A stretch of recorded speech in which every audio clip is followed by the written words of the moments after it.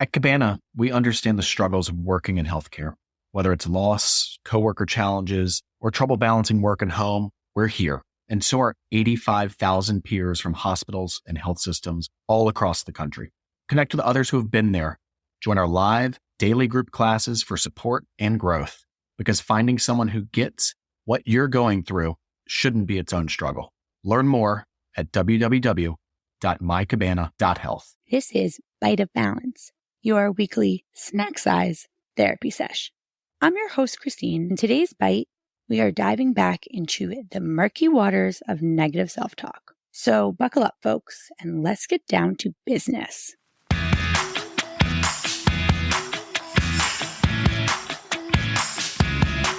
Negative self-talk, you sneaky little monster.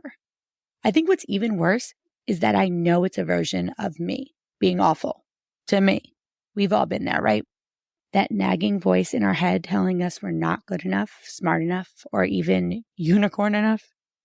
Well, today we're going to break down this mental roadblock into 3 chunks so we can maybe say peace out to some of those draining ants. All right, first up, I call this the blame game. You know what's funny about negative self-talk?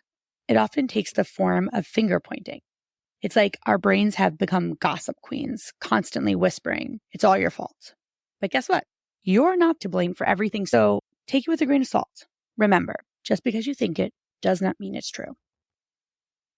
Next, rewind and replay. Now let's talk about the mental reruns. Ever catch yourself replaying moments from 5 years ago while you're trying to fall asleep? And not just any moments. It's the embarrassing moments, the ones we're ashamed about, the ones in which we thought we could do something. And it happens often to me too.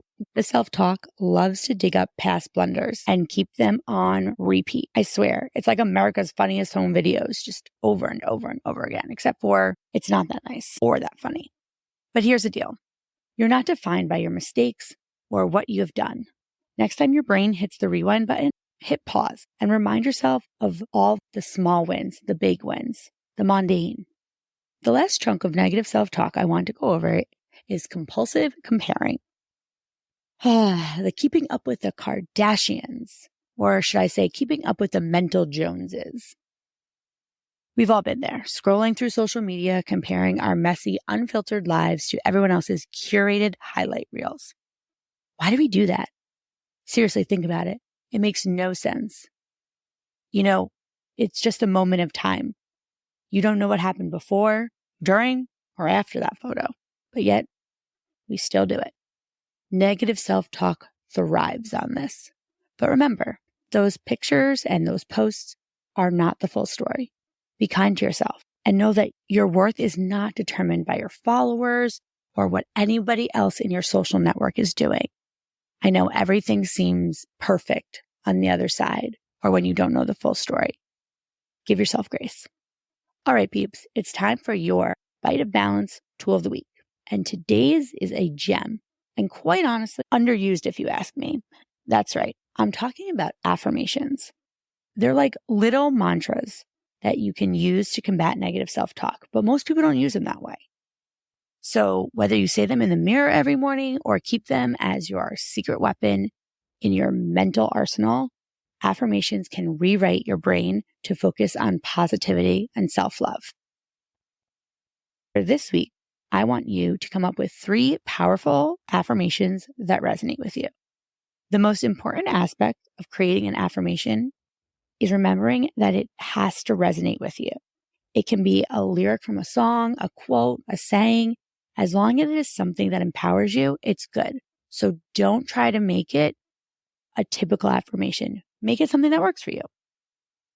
After you have your 3 written out, you're going to take action whenever you catch that inner critic trying to sneak in.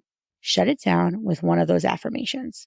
Take charge of that narrative and start motivating yourself without punishing yourself. Ha! We've made it. That's a wrap on negative self-talk. Don't forget, your mind is a powerful thing, but it's ultimately under your control. So shift your thinking and create a positive inner dialogue because you're worth it. Trust me. If you enjoyed today's episode, don't forget to subscribe and leave a review. Until next time, Mind your health. The team at Cabana has found your reset button. The answer? Cabana Pods, acoustic soundproof booths with immersive micro vacations proven to boost your mood in just 5 minutes. To learn more about Cabana Pods, visit www.evenhealth.com/pods.